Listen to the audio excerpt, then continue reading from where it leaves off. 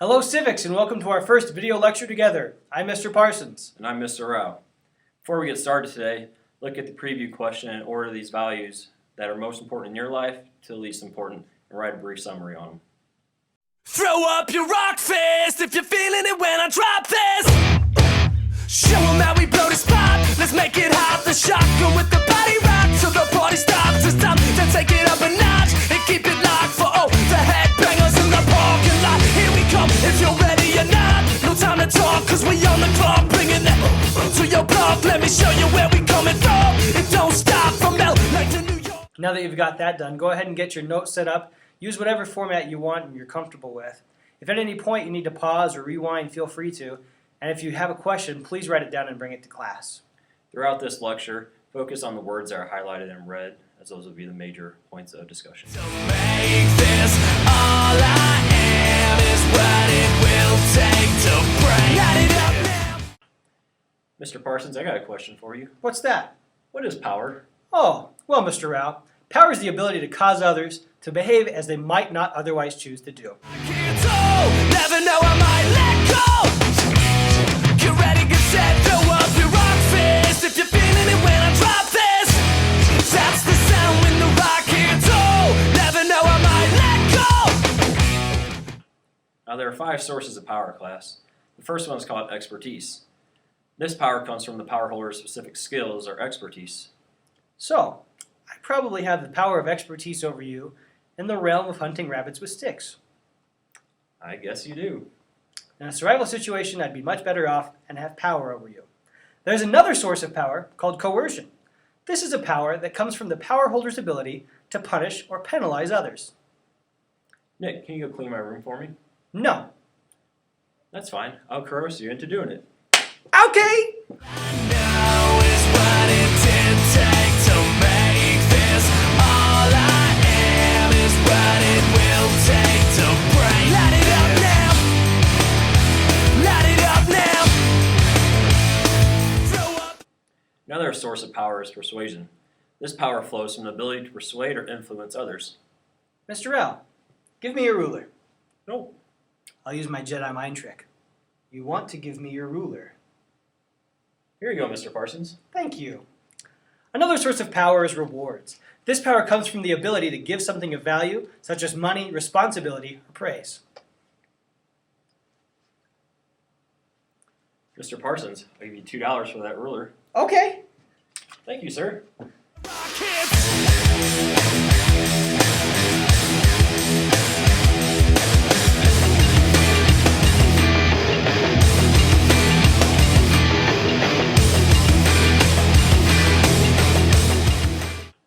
The final source of power is called formal authority. This power comes from the position and duties within an organization.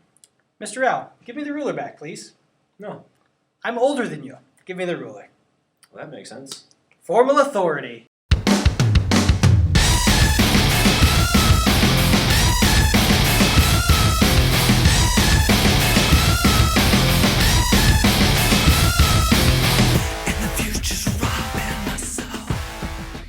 The foundation of government is legitimacy, which is the willingness of those being led to follow those doing the leading. So what gives a ruler legitimacy? That's a good question. A lot of things can give legitimacy, but here's a couple of examples. In ancient China, rulers ruled through the mandate of heaven, and in medieval Europe, there was the divine right of kings, where those being led felt like their deity had put those people in power to lead them.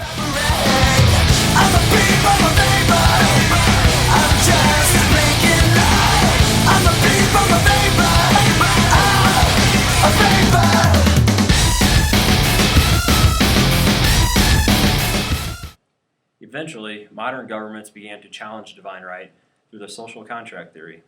And that's where legitimacy comes from, an unwritten agreement between the ruler and the ruled.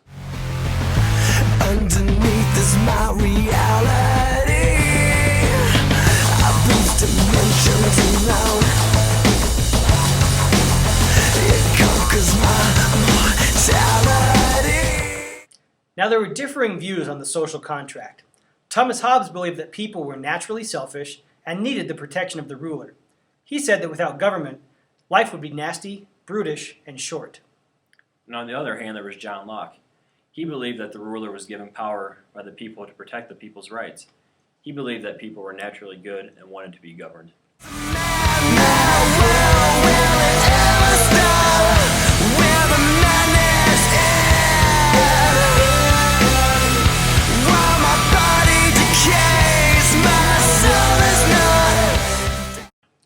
With the social contract, the government has certain responsibilities.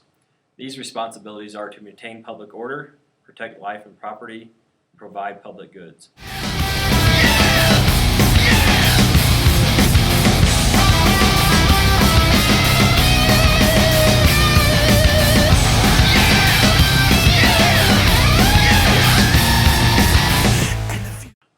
Well, Mr. Parsons, how can the government achieve these responsibilities? Well, there's coercion. That refers to how a government uses its power to force its citizens to behave in certain ways. Some examples would be like courts, police, and the prison system. It could also include involuntary service, such as the draft or jury duty.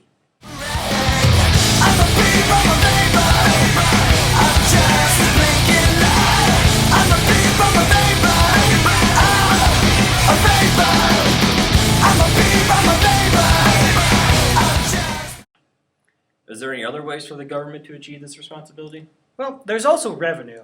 This is how governments collect money to provide security and pay for public goods. It includes tributes, which are payments from smaller states or nations, but most commonly it's done through taxes.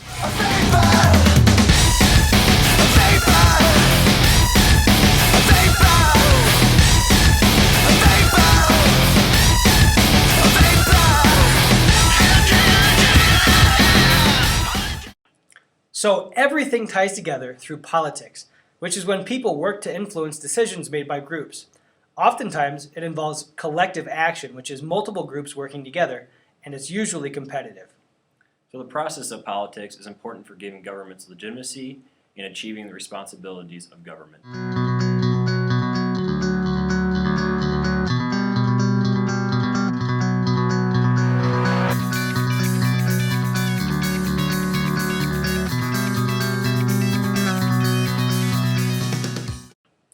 To wrap this lecture up, write a short response that addresses both questions.